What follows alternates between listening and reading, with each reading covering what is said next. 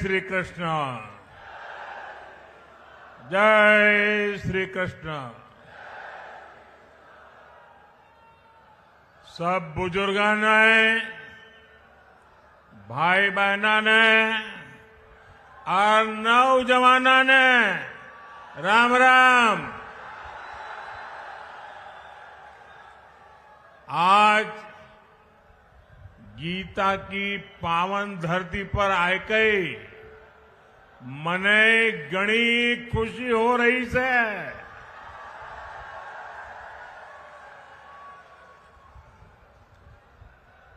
कुरुक्षेत्र में आना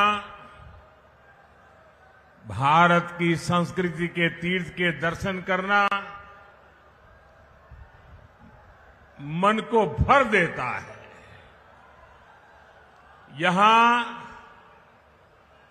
गीता का ज्ञान है, यहां सरस्वती सभ्यता के निशान है।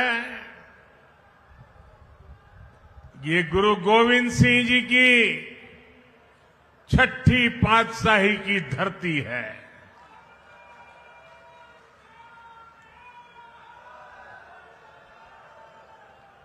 यहां श्री गुरु गोविंद सिंह जी के चरण पड़े हैं।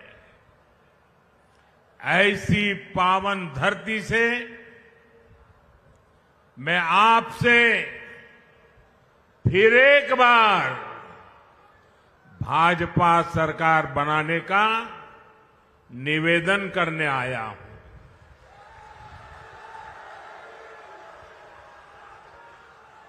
आपने दिल्ली में लगातार तीसरी बार मुझे सेवा का अवसर दिया है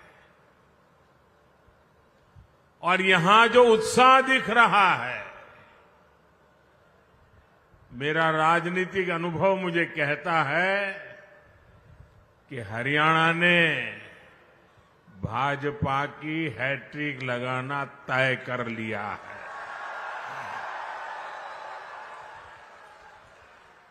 अभी मुझे मेरे संसद के साथी नवीन जी बता रहे थे कि आप पिछले 50 साल का इतिहास देख लीजिए। हरियाणा की एक विशेषता रही है, दिल्ली में जिसकी सरकार होती है हरियाणा में भी उसी की सरकार बनाते हैं। कभी भी उलटफेर नहीं होने देते। भाइयों बहनों, कुरुक्षेत्र से तो हमारे मुख्यमंत्री जी खुद ही यहां उम्मीदवार है। आज हरियाणा के इस बेटे की प्रशंसा पूरे देश में होती है। इतने कम समय में बहुत कम लोगों को इतनी लोकप्रियता मिलती है और इसका कारण भी है हमारे मुख्यमंत्री जी 24 घंटे हरियाणा के विकास के लिए समर्पित रहते हैं।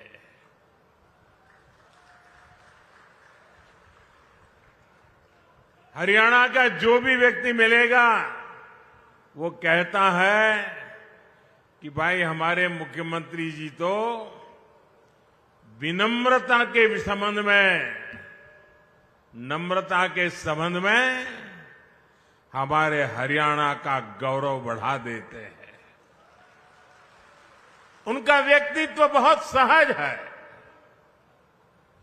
वो बहुत सहज रूप से उपलब्ध है। और आप देखिए, पिछड़े समाज से निकलकर यहां इस बड़े पद पर पहुंचना और इस पद को भी पचा करके नम्रता का साथ जीना, ये बहुत बड़ी उपलब्धि है। भाजपा के कार्यकर्ता के नाते मुझे हरियाणा में अनेक वर्षों तक काम करने का अवसर मिला है। यहां बहुत सारे मेरे पुराने साथी बैठे हैं। जब मैं मुख्यमंत्री जी की तारीफ सुनता हूं ना, तो इतना गर्व से भर जाता हूं, इतना आनंद होता है, मन इतना प्रसन्न हो जाता है। इनका विजन और इनकी लगन बड़े बड़ों से भी कहीं बड़ी है।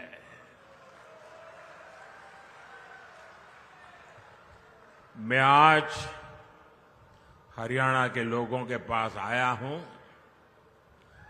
आपके इस बेटे को आप आशीर्वाद दीजिए। भाजपा को आशीर्वाद दीजिए। मेरे साथ बोलिए, फिर एक बार, फिर एक बार। साथियों, हमारे हरियाणा के लोग अपनी जुबान के बड़े पक्के होते हैं। एक बार जो वादा कर दिया वो कर दिया।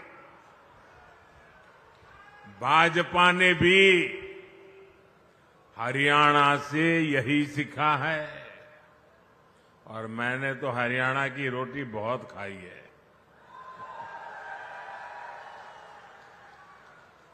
भाजपा जो कहती है वो जरूर करके दिखाती है। अभी कुछ महीने पहले लोकसभा चुनाव के दौरान मैं आपसे आशीर्वाद मांगने आया था। मैंने कहा था कि भाजपा सरकार के 100 दिन बड़े फैसलों के होंगे। गरीब, किसान, महिलाओं और युवाओं को मजबूत बनाने वाले होंगे। अभी 100 दिन पूरे भी नहीं हुए हैं, लेकिन हमारी सरकार ने करीब 15 लाख करोड़ रुपए के नए काम शुरू करवा दिए हैं। भाजपा सरकार ने गरीबों के लिए 3 करोड़ पक्के घरों को भी मंजूर किया है। ये सिर्फ पक्के घर ही है ऐसा नहीं है, ये गरीब का पक्का एड्रेस होगा। ये गरीब के सपनों का घोंसला होगा। ये उनके सपनों का लॉन्चिंग पैड होगा। साथियों, लोकसभा चुनावों के दौरान मैंने ये भी कहा था कि हम देश में 3 करोड़ लखपति दीदी बनाने के लिए काम कर रहे हैं। बीते सालों में 1 करोड़ लखपति दीदी बन चुकी है, और इन 100 दिनों में 100 दिनों के भीतर देश में 11 लाख से ज्यादा नई लखपति दीदियां बन चुकी है। और इनमें से सैकड़ों लखपति दीदियां ये मेरे हरियाणा में भी है। साथियों, 2 दिन पहले ही एक बहुत बड़ा फैसला हमने लिया है, जिसका लाभ हरियाणा के लाखों परिवारों को होगा। भाजपा सरकार ने तय किया है कि अब 70 वर्ष की उम्र से ऊपर के सभी बुजुर्गों को 5 लाख रुपए का मुफ्त इलाज मिलेगा। हर परिवार के बुजुर्ग, चाहे वो कितना ही धनी क्यों ना हो, मध्यम वर्ग का हो, उच्च मध्यम वर्ग का हो, गरीब हो, कोई भी 70 से ऊपर हरियाणा में जो भी होगा उसको 5 लाख रुपए तक बीमारी का खर्चा आपका सेवक जिम्मा लेता है।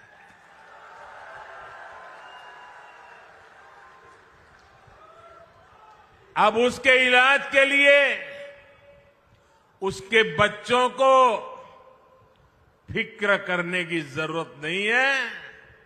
उसकी फिक्र आपका ये बेटा करेगा।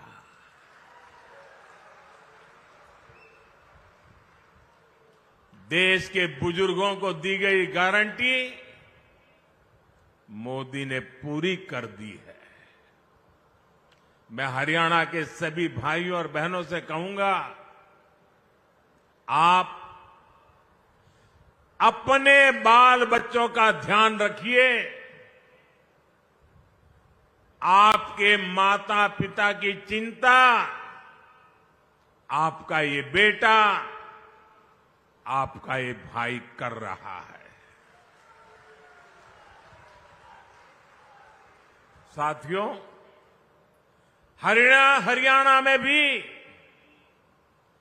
भाजपा सरकार पूरे सेवा भाव के साथ काम कर रही है। बीते वर्षों में हरियाणा निवेश के मामले में, कमाई के मामले में देश के टॉप राज्यों में पहुंचा है। गर्व होता है मुझे इस बात का। हमने कांग्रेस की सरकार का वो दौर देखा है जब विकास का पैसा सिर्फ एक जिले तक सीमित रह जाता था। हरियाणा के लोग तुरंत समझ जाते हैं।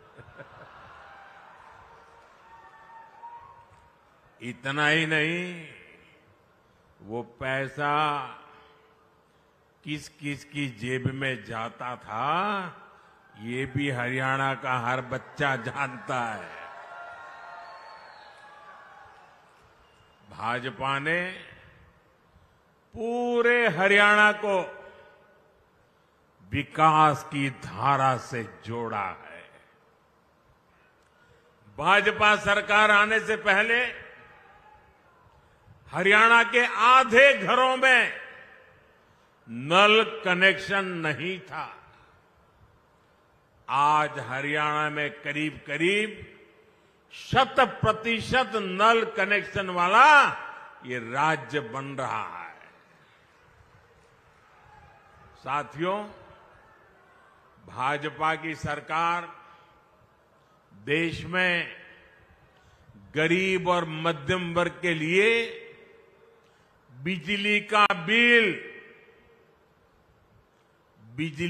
बिल जीरो करने में जुटी है।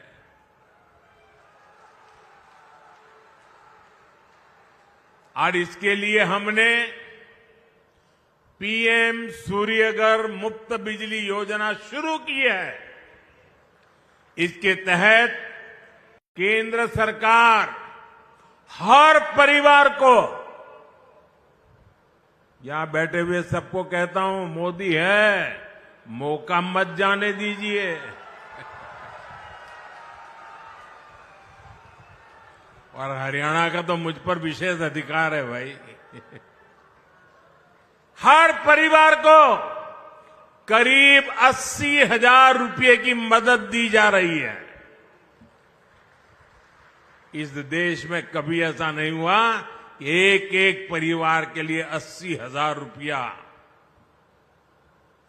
और डबल इंजन की सरकार का कमाल देखिए।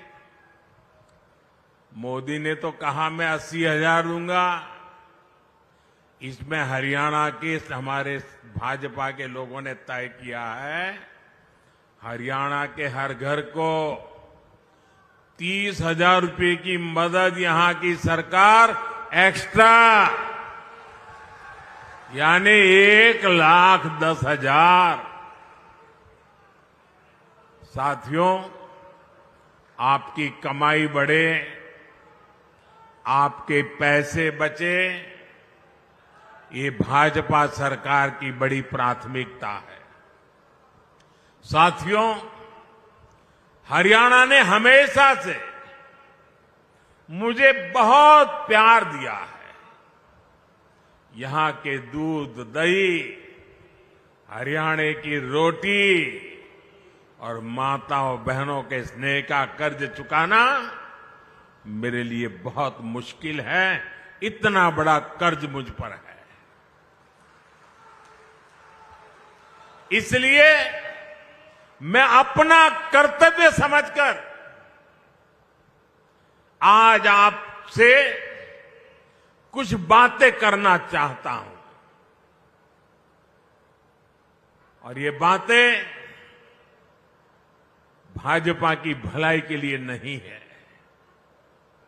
ये बातें मोदी की भलाई के लिए नहीं है। दिल में एक दर्द है, आग है। और इसलिए जब आप मेरे परिवारजन मेरे पास हैं, तो मैं मेरा दिल आपके सामने हल्का करना चाहता हूं। अपनों के सामने मैं आज देश की मुझे जो चिंता हो रही है, आपकी, आपके बच्चों की, आपके भविष्य की, और इसलिए कुछ गंभीर बातें हरियाणा के मेरे भाई बहनों के सामने रखता हूं। देश भी उसे गंभीरता से सुनेगा। साथियों, आपके पड़ोस में हिमाचल प्रदेश है। वहां 2 साल पहले कांग्रेस की सरकार बनी, लेकिन आज वहां क्या स्थिति है? हिमाचल का कोई भी नागरिक खुश नहीं है। कांग्रेस ने वहां हर वर्ग को झूठ की गुट्टी पिलाई थी, लेकिन जो भी वायदे किए उनमें से कोई पूरे नहीं किए। आज सरकारी कर्मचारियों को वहां अपने हक की सैलरी के लिए हड़ताल करनी पड़ रही है। कर्मचारियों को डीए मिल नहीं रहा। मुख्यमंत्री और मंत्रियों तक को सैलरी छोड़ने का बाद दिखावा करना पड़ रहा है। हिमाचल में नौजवानों की भर्तियां नहीं हो रही हैं। स्कूल, कॉलेज बंद करने की नौबत आ गई है। वहां कांग्रेस ने महिलाओं को 1,500 रुपये देने का वायदा किया था। हजारों महिलाएं आज भी इस पैसे का इंतजार कर रही है। हिमाचल में बिजली, पानी, पेट्रोल, डीजल, दूध सब कुछ कांग्रेस ने महंगा कर दिया है। और लोकसभा में भी आपको नहीं देखा है, उन्होंने कहा था 1 जुलाई को खटाखट 8,000 रुपया आपके खाते में आएंगे। लोग 1 जुलाई को कतार लगा के कांग्रेस के कार्यालयों पर खड़े हो गए थे। पूरे देश में झूठे वादे करना, देश की जनता से धोखा करना। साथियों, भाजपा सरकार ने पहले जो मुफ्त इलाज की योजना हिमाचल में चलाई थी, नौजवानों को बैंकों से मदद लेने की जो योजना चलाई थी और भाजपा ने बहुत अच्छे ढंग से चलाई थी, हिमाचल के लोगों का कल्याण करने के लिए चलाई थी, ऐसी सारी योजनाएं हिमाचल में अब ठप पड़ गई है। हिमाचल की आर्थिक हालत कांग्रेस ने इतनी खराब कर दी है कि हालात संभाले नहीं संभल रहे हैं। साथियों, जनता की परेशानी से, जनता की समस्याओं से कांग्रेस को कभी कोई फर्क नहीं पड़ता। कांग्रेस से बड़ी बेईमान और धोखेबाज पार्टी देश में और कोई नहीं है।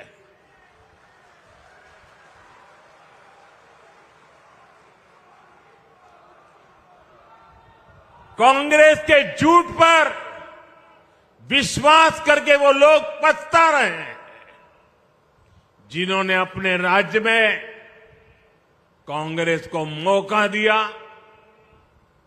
कांग्रेस के झूठ की गुट्टी ने कर्नाटका और तेलंगाना को भी नहीं छोड़ा है। कर्नाटका में तो हाहाकार मचा हुआ है, वहां महंगाई और भ्रष्टाचार चरम पर है, विकास कार्य ठप है। कांग्रेस आने के बाद निवेश और नौकरी दोनों कम हो गए हैं। अच्छे खासे राज्यों को बर्बाद कैसे किया जाता है, ये कांग्रेस वहां करके दिखा रही है। और कांग्रेस की इस चालबाजी में उसकी पिछलग्गू पार्टी भी हां में हां मिला रही है।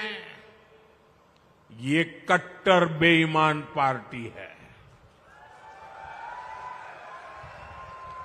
इस पार्टी की भी एक ही नीति है, चुनाव जीतने के लिए जनता का खजाना खाली करो। आप पंजाब की हालत देखिए, क्या कर दी है। हरियाणा के लोगों को ऐसी पार्टियों को सरकार के पास भी नहीं फटकने देना है। हरियाणा को बचाने के लिए करना पड़ेगा, आपके बच्चों के भविष्य को बचाने के लिए करना पड़ेगा। साथियों, मैं कांग्रेस और उसका गाजा बाजा बजाने वालों को यहां कुरुक्षेत्र से आज एक और चुनौती देता हूं। कांग्रेस किसानों के लिए बड़ी बड़ी बातें करती है, उन्हें बड़े बड़े सपने दिखाती है। सच्चाई ये है, ये झूठ के अलावा कुछ नहीं है। अगर कांग्रेस में दम है तो वो कर्नाटका और तेलंगाना में अपनी किसान योजनाएं वहां लागू क्यों नहीं करते हैं? कहीं तो करके दिखाओ। किसान तो किसान है, हरियाणा के हो या फिर कर्नाटका के। फिर सिर्फ झूठी बातें कांग्रेस क्यों करती रहती है? जमीन पर करके क्यों नहीं दिखाते? आप देखिए, एमएसपी को लेकर यहां ये कितना शोर मचाते हैं, जबकि हमारा हरियाणा देश का वो राज्य है जो 24 फसलें एमएसपी पर खरीदता है। हरियाणा की भाजपा सरकार सिर्फ एमएसपी देती है, इतना ही नहीं, बल्कि भाव का अंतर भी देती है। भावांतर योजना चलाती है। मैं कांग्रेस वालों से पूछता हूं, वो लोग कर्नाटका और तेलंगाना में कितनी फसलें एमएसपी पर खरीदते हैं, वहां किसानों को कितना एमएसपी देते हैं। साथियों, भाजपा की केंद्र सरकार ने किसान का बोझ अपने ऊपर लेने के लिए अनेक प्रयास किए हैं। आप यूरिया का उदाहरण देख लीजिए। यूरिया का उदाहरण हमारे सामने है। विदेशों में यूरिया की जो बोरी 3,000 रुपए की बिकती है, वही बोरी आपको सिर्फ 300 रुपए से कम में दी जाती है। कहां 3,000 दाम और कहां 300 से भी कम में मिलना। इसके लिए केंद्र सरकार ने बीते सालों में करीब 10 लाख करोड़ रुपए जो किसान के सर पे पड़ने वाले थे, वो पड़ने नहीं दिए। 10 लाख करोड़ रुपए का बोझ दिल्ली की भाजपा सरकार ने उठाया है, ताकि मेरे किसान पर बोझ न बढ़े। साथियों, मैं आपसे एक और बात पूछूंगा, क्या कांग्रेस के राज में किसी किसान के खाते में कभी पैसा जमा होता था क्या? जरा जोर से बताइए ना, होता था क्या? 1 रुपया भी आता था क्या? ये लोग 1 पाई भी नहीं देते थे। किसानों के बैंक खातों में सीधे पैसे भेजने का काम भाजपा ने किया है। किसान सम्मान निधि के रूप में करीब 3.25 लाख करोड़ रुपए से अधिक हमने किसानों के खाते में जमा किए हैं। 3.25 लाख करोड़। साथियों, कांग्रेस किसानों को अपने हाल पर छोड़ देती है। मैं आपको फिर कर्नाटका का उदाहरण दूंगा, जहां कांग्रेस की सरकार है। देखिए कर्नाटका में क्या हो रहा है। कांग्रेस के सिर्फ कुछ महीनों के राज में आप सुनकर के चौंक जाएंगे। कुछ ही समय के राज में कर्नाटका में करीब 1200 किसानों ने आत्महत्या की है। अरे डूब मरो कांग्रेस के लोग, आपके मुंह में किसान के नाम पर झूठ फैलाने का पाप पड़ा हुआ है। वो इसलिए क्योंकि सूखा पीड़ित किसानों की कांग्रेस, वहां की सरकार ने मदद नहीं की। और ये झूठे लोग यहां हरियाणा में बड़ी बड़ी बातें करते हैं। साथियों, कांग्रेस की राजनीति झूठे वादों और देश में अराजकता फैलाने के हथकंडों तक ही सीमित हो चुकी है। आप जरा याद कीजिए, इन्होंने ओल्ड पेंशन स्कीम को लेकर कितना बवाल खड़ा किया था। लेकिन देश ने जब इनका झूठा गपबाजी, गुमराह करने के तरीके पकड़ लिए, तो अब ये ओपीएस का नाम लेना भी बंद कर दिए हैं। वहीं दूसरी तरफ भाजपा है। कर्मचारियों की हितैषी भाजपा सरकार नई पेंशन स्कीम लेकर आई। इसमें कर्मचारियों के लिए निश्चित पेंशन की गारंटी है। इस नई पेंशन स्कीम का देश भर के कर्मचारियों में व्यापक स्वागत हुआ है। सरकारी कर्मचारियों ने इसे उस पर बहुत खुशी जताई है। साथियों, कांग्रेस ने किसानों के साथ ही हमेशा देश की रक्षा करने वाले वीर जवानों को भी धोखा दिया है। ये भाजपा सरकार ही है जिसने पूर्व सैनिकों के लिए 1 रैंक 1 पेंशन लागू की। इससे हरियाणा के 1.5 लाख पूर्व सैनिकों को 10,000 करोड़ रुपए से ज्यादा की मदद मिली है अकेले हरियाणा में। जबकि कांग्रेस ने तो पूर्व सैनिकों को भी अनेक दशकों तक इसके लिए लटकाए रखा था।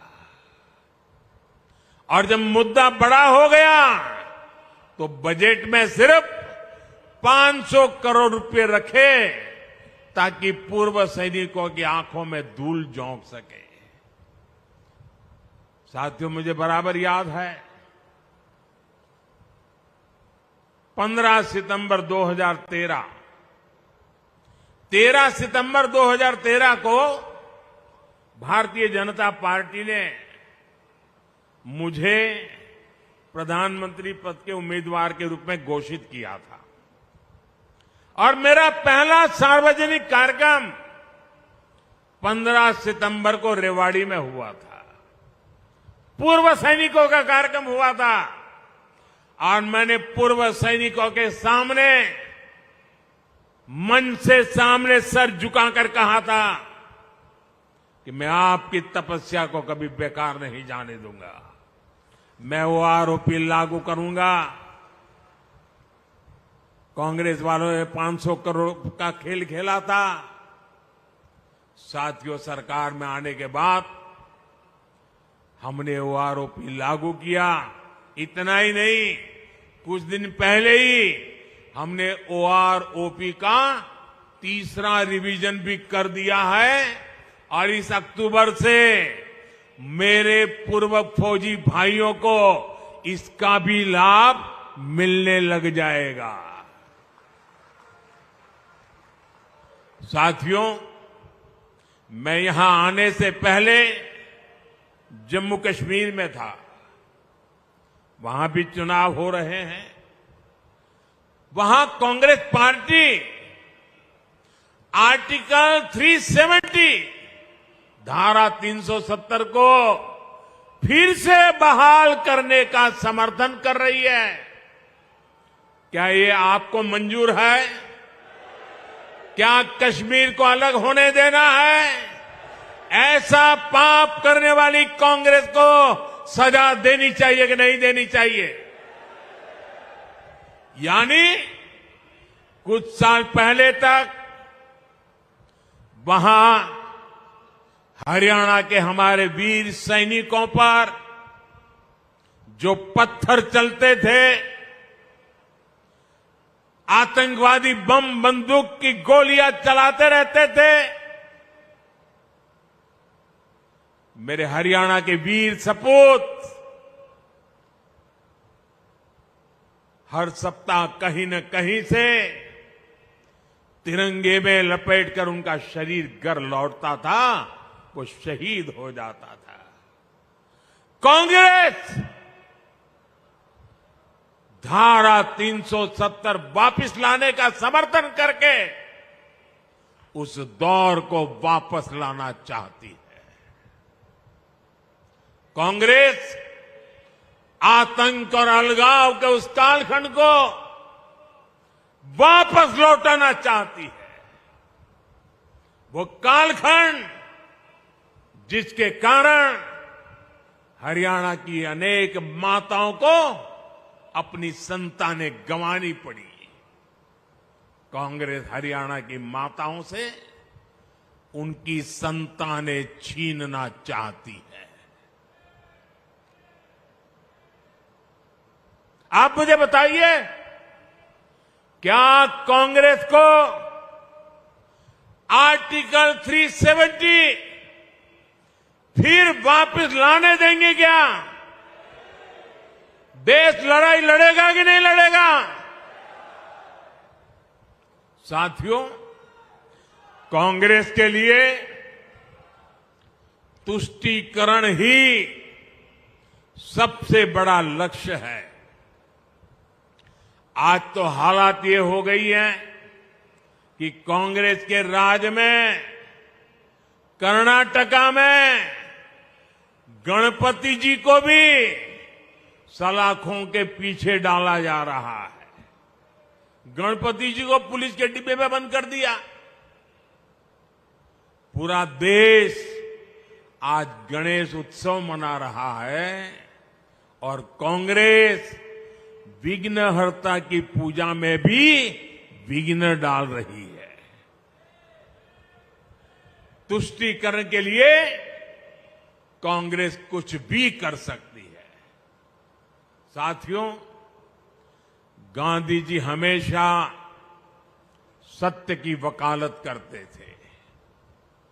आजादी के बाद कुछ वर्षों तक कांग्रेस पर भी महात्मा गांधी जी के संस्कारों का असर रहा, लेकिन आज ये वो पुराने वाली कांग्रेस नहीं है।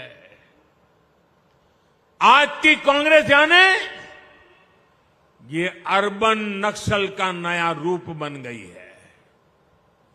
कांग्रेस को अब झूठ बोलने में कोई शर्म नहीं आती। कांग्रेस का झूठ पकड़ा जाता है तो भी उसको शर्म नहीं आती है। कांग्रेस हर रोज एक नया झूठ बोलती है। कांग्रेस देश की एकता पर लगातार हमला कर रही है। कांग्रेस द्वारा पूरी तरह से नक्सलवादी विचार देश पर थोपा जा रहा है। भाजपा को बदनाम करने के लिए, उसे भारत को बदनाम करने में शर्म नहीं आ रही है।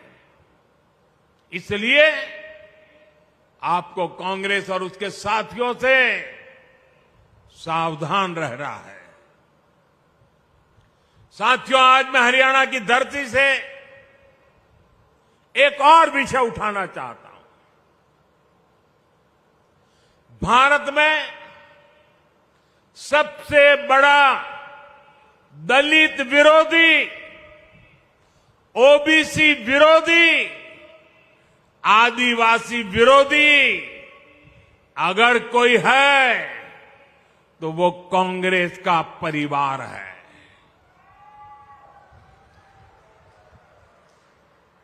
अभी इन लोगों ने कहा है कि सरकार में आए तो दलितों पिछड़ों का आरक्षण खत्म कर देंगे। यही इस परिवार की सच्चाई है।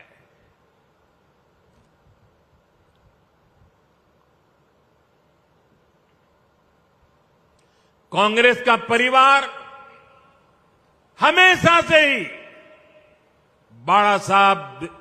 बाबा साहब आंबेडकर जी को नफरत करता था, आरक्षण का घोर विरोध करता रहा है। इस परिवार ने हमेशा दलितों, ओबीसी, आदिवासियों को अपमानित किया है। आप याद रखिए, नेहरू जी जब पीएम थे तो उन्होंने आरक्षण का विरोध किया था। राज्यों के मुख्यमंत्रियों को चिट्ठी लिखी थी, सबूत मौजूद है। और इतना ही नहीं, नेहरू जी ने यह भी कहा था कि आरक्षण वाले नौकरी पा जाएंगे तो सरकारी सेवा की क्वालिटी खराब हो जाएगी। ये नेहरू जी के शब्द हैं। नेहरू जी ने ओबीसी आरक्षण के लिए काका साहब कालेलकर का जो कमीशन गठित हुआ था, उसकी रिपोर्ट आई थी। ओबीसी समाज का भाग्य बदलने वाली रिपोर्ट थी, लेकिन पंडित नेहरू ने उसको भी ठंडे बस्ते में डाल दिया। नेहरू जी के बाद जब इंदिरा जी आई तो उन्होंने भी ओबीसी आरक्षण पर रोक लगाकर रखी। जब देश ने उनको सजा दी, जनता पार्टी की सरकार बनी मोरारजी भाई के नेतृत्व में, तब मंडल आयोग बना। लेकिन फिर कांग्रेस आ गई और मंडल कमीशन की रिपोर्ट ठंडे बस्ते में डाल दी गई। इसके बाद राजीव जी ने भी अपनी सरकार में ओबीसी को आरक्षण नहीं मिलने दिया। जब केंद्र में भाजपा के समर्थन से अटल जी की सरकार बनी, तब मंडल आयोग की रिपोर्ट लागू हुई। वीपी सिंह की सरकार बनी, अटल जी के जनसंघ ने, भाजपा ने समर्थन किया था उस समय, और तब जाकर के ओबीसी समाज को आरक्षण मिला जब भाजपा का समर्थन था। और आप ये भी याद रखिए, राजीव गांधी ने नेता विपक्ष के रूप में भी, ऑपोजिशन लीडर के नाते पार्लियामेंट में उनका भाषण है, उन्होंने आरक्षण का पुरजोश विरोध किया था। उन्होंने एक इंटरव्यू में, ये शब्द उनके हैं, मैं बताता हूं, उन्होंने एक इंटरव्यू में कहा था, उन्होंने यहां तक कह दिया था, आरक्षण पाने वालों को बुद्धू तक कह दिया था ये राजीव जी ने। एससी, एसटी, ओबीसी समाज का इससे बड़ा अपमान क्या हो सकता है। अब कांग्रेस का शाही परिवार फिर आरक्षण खत्म करने पर अड़ रहा है। लेकिन मेरी बात कांग्रेस कान खोल करके सुन ले, जब तक मोदी है,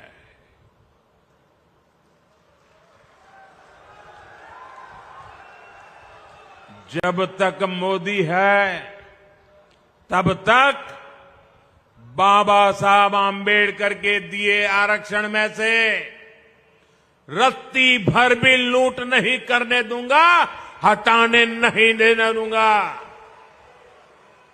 एससी, एसटी, ओबीसी का आरक्षण रहेगा, ये मोदी की भी गारंटी हो और भविष्य में उसके लिए लड़ाई लड़ने की भी गारंटी है। साथियों, कांग्रेस का दलित विरोधी चेहरा हरियाणा से बेहतर कौन जानता है। हरियाणा में जब जब कांग्रेस की सरकार आती है तो दलितों का जीना मुश्किल हो जाता है। 2005 में गोहाना में कितना बड़ा कांड हुआ था, क्या उसे कोई दलित परिवार भुला सकता है? 2010 में मिर्चपुर कांड को क्या कोई भूल सकता है? 2012 में भगाना में जो कुछ हुआ था, फिर 2014 में दलित बेटियों के साथ जो कुछ हुआ था, उस शर्मनाक घटना को याद करके ही रूह कांप जाती है। तब हमने ये भी दिखाया था कि मुख्यमंत्री हुड्डा जी और इनका दिल्ली का शाही परिवार सबके मुंह पर ताले लग गए थे। इसलिए कांग्रेस से यहां के दलित समाज को बहुत सचेत रहने की जरूरत है। मैं तो कांग्रेस से एक और बात बताऊंगा। पहले कांग्रेस में जो एक अंदरूनी महाभारत चल रही है, अरे जरा उसे तो संभालो। जिस तरह यहां एक परिवार को आगे बढ़ाकर कांग्रेस राजनीति कर रही है, वो पूरा दलित समाज देख रहा है। साथियों, भाजपा की सरकार पूरी ईमानदारी से हरियाणा के विकास में जुटी हुई है, जबकि कांग्रेस की सरकार के दौरान यहां भ्रष्टाचार ही संस्कार बन गए थे। इसका बहुत बड़ा नुकसान हरियाणा के नौजवानों को हुआ। जब यहां कांग्रेस की सरकार थी तो खर्ची और पर्ची के बिना नौकरी नहीं मिलती थी। भाजपा सरकार ने खर्ची पर्ची के इस खेल को बंद कर दिया है। इसकी प्रशंसा आज पूरे देश में हो रही है। भाजपा सरकार ने पूरी पारदर्शिता से यहां करीब 1.5 लाख सरकारी नौकरियां दी है। अभी भी हमारे मुख्यमंत्री नायब सिंह सैनी जी 25,000 युवाओं को नौकरी देने जा रहे थे, लेकिन कांग्रेस के भर्ती रोको गैंग ने उसमें अड़ंगा डाल करके रख दिया। लेकिन हरियाणा के नौजवानों, आप चिंता मत करिए, 8 अक्टूबर के बाद फिर भाजपा सरकार बनेगी तो इसी कार्य से नए कार्यकाल का श्री गणेश किया जाएगा। साथियों, हरियाणा में तीसरी बार भाजपा सरकार आने का मतलब है सबका विकास, तेज विकास। तीसरे टर्म में कुरुक्षेत्र को सांस्कृतिक पर्यटन का बड़ा सेंटर बनाने का हमारा अभियान तेज होगा। गीता महोत्सव और ज्योतिसर अनुभव केंद्र यहां बन चुके हैं।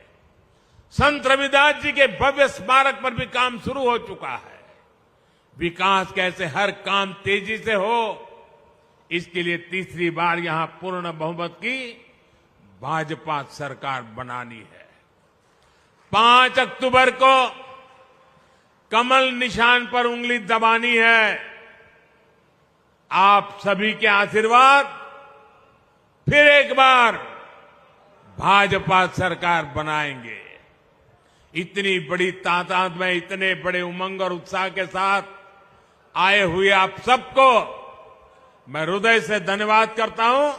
मेरे साथ बोलिए, भारत माता की। आवाज दूर दूर तक जानी चाहिए।